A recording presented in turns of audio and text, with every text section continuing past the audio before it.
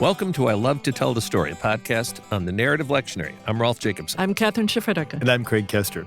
And this is the podcast for October 29th. Have I got that? 26th. 26th, I'm sorry, which we focus on the building of Solomon's temple. In terms of the big biblical story, we've made the transition from David being anointed as king when he was quite young, to David has passed now, and his son Solomon is now on the throne. When David was king, he had wanted to build a temple, a permanent structure in which the worship of God would be centered in Israel, but he was prevented from doing that. And so that kind of the central focus for worship within Israel collectively was the Ark of the Covenant and then the tent in which the Ark was placed. Not a permanent structure, but a mobile one that was said to have accompanied Israel through the wilderness. Now that Solomon's on the throne, Solomon wants to follow through with that desire to build a more permanent structure, a house for God, that would serve as the central focus of worship for the people throughout the entire country. The idea is you've got one God, you worship the one true God, Lord of heaven and earth, and to have worship of the one true God, you have one center where sacrifice would be offered.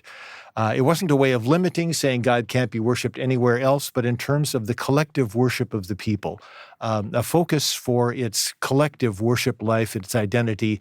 The name of this God was to be placed in Jerusalem, that was the place where the God that you claim is your one true God, the one to whom you are loyal. That would be the focus for the entire people. So we get into the story in 1 Kings now with the building of the temple. Yeah, and this, I like how you put it, it's not to confine God. And in fact, if you read further on, we're saying chapter 8, verses 1 through 13 is the second part of our reading. But if you read on into Solomon's prayer, Solomon makes it clear that God is not confined to this temple.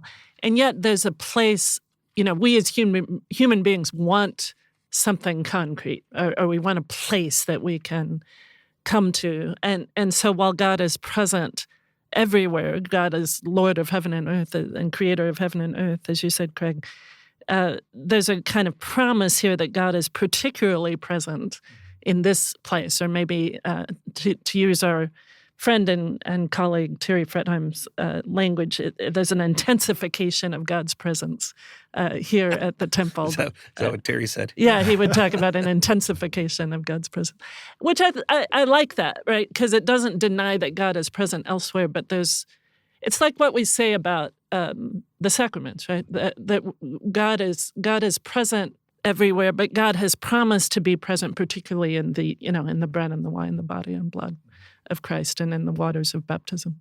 It's that whole idea that the temple, it is an expression of God's promise to be present with the people. I mean, if God is present everywhere, God promises to meet you here. Yeah. And there's also this interesting move in which a lot of attention is given to the structure, to the all of the timbers, dimensions, and the timber, the stone, the ornamentation, and this kind of thing. Yeah. But then the text presses down to this interesting move in which what is central to the temple. And that's what I find so remarkable, that you get in chapter 8, verse 9. You've got the ark, and there was nothing in the ark except the 2 tablets of stone that Moses had placed there at Horeb, where the Lord had made a covenant with the Israelites when they came out of the land of Egypt. I mean, what is central to your life as a people? It's not the place finally, it's not the structure finally, it's God's commitment that I will be your God and you will be my people. It's the relationship inscribed on these stone tablets, that becomes the central element. And so that the temple becomes a place in which the covenant is commemorated, in which the covenant is celebrated. And to be able to hear that resounding, I will be your God and you will be my people, that notion of God's claiming of a people for relationship, if that gets obliterated in any notion and all of the decorations and the structure becomes prominent or dominant, then the whole thing gets messed up. And the temple would become a source of controversy. It will become a source of problems for Israel.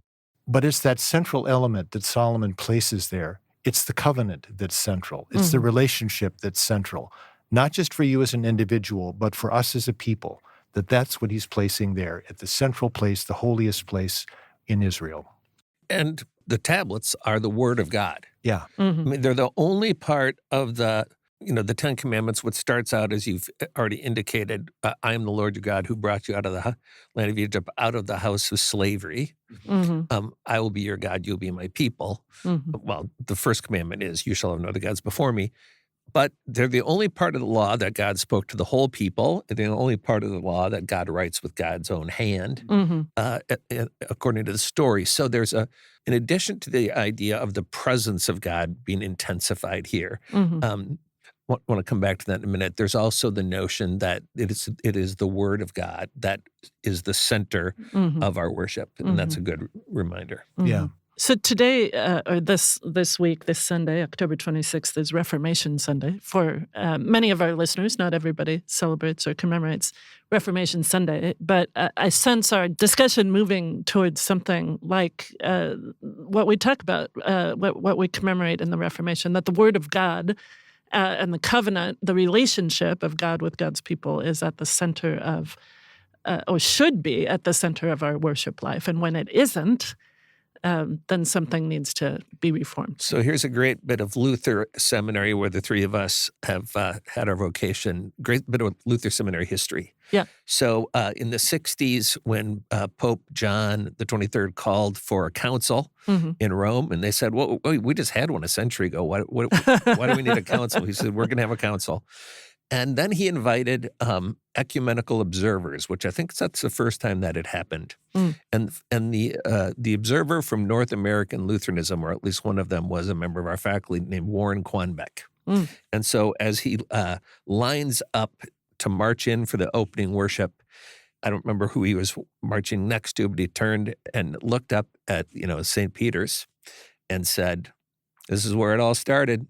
Yeah. Meaning the Reformation. Yeah. Because, I mean, so this is a great connection with Reformation, because the Reformation started because they ran out of money, and in order to get money to this, they decided to sell forgiveness, and which was a bad idea. And I do think it's a good text for Reformation, because the temple becomes such a controversial place, both in the Old Testament, because it does get caught up in the corruption of the kings, and it becomes a thing that causes war later on. We'll run into that. And yet it is still the place where God is at the center of the community. So it's a place that needs to be reformed. Yeah. Right. And I think that notion of God's place among the people, God's covenant among the people.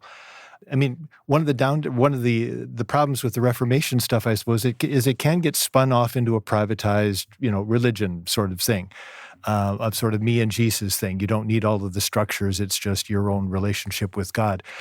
And yet, there's a way in which this passage also presses back against the highly privatized. It's just me and God. It's just me and Jesus. That no, there is an importance to the gathered community, to the collective hearing of the Word of God, to a collective remembering of our heritage as being part of a long tradition of people who have been constantly shaped by the hearing of the Word of God that is never done, but it is always ongoing. And to have that, in a sense, within our communities, whatever shapes our temples have, not in God's temple made with hands, God the Almighty is dwelling, as it says in the hymn, but within the community of faith, as the gathered community, to have the Word of God proclaimed there, to live there, to shape collectively the life of God's people, I think remains an ongoing task of the Reformation. Yeah, I'm thinking about buildings, and I'm thinking about two buildings in particular. I had the great opportunity a couple years ago to go to Rome for the first time and went into St. Peter's. And I had the little guidebook by Rick Steves. Right? Rick Steves, the famous public television, public radio guide to Europe. He says, when I go into St. Peter's, I understand how Lutheran I am. I had the same kind of experience. Like it's an awesome structure, and it's just overwhelming. And Michelangelo's Pieta is breathtaking in it. But yeah, I realize how Protestant I am when I'm in St. Peter's. But the other building I'm thinking of is the Church of the Holy Sepulchre in Jerusalem, and I know you've been there many times, Craig. So it's a disputed space, right? There's different factions that have control of various parts of the Church of the Holy Sepulchre, the Greek Orthodox and the Armenian Orthodox and the Roman Catholic, and there's actually been feuds and fighting between them, so that the person who holds the family that holds the key to the Church of the Holy Sepulchre is a Muslim family, right? So, because they're objective. And so you walk in, and it's really, it is overwhelming. It just overwhelms your senses, the incense and all the gold and everything. But then, and so I remember when I first went in there, I was a little disappointed. Like, well, this doesn't, I don't love this place. But then I noticed on almost every surface, every stone surface, there are crosses etched in to the pillars and and the stairs are kind of hollowed out by the feet that have trod down them for centuries. And when I look at that, when I experience that, I get the sense of that communion of saints over the years that have come to this place, which is built over the place of the crucifixion and the resurrection of Jesus, at least by tradition. And you sense that that communion of saints that has gathered around the Word of God, around the promises of God, around the covenant of God. You shall be my people, and I will be your God. And that's what makes that place holy, is that sense of God's presence and the sense of the presence of the gathered communion of saints over the centuries and across the world. And that's also what we celebrate in the Reformation, that witness of the saints through the eons who have lifted up the gospel, who have passed down the gospel from generation to generation, the witness to our faithful God. I Love to Tell the Story is a production of Luther Seminary's Working Preacher.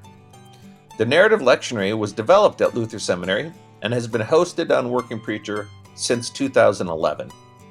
Find episodes and links at workingpreacher.org/narrative. And be sure to rate, subscribe, and comment on YouTube.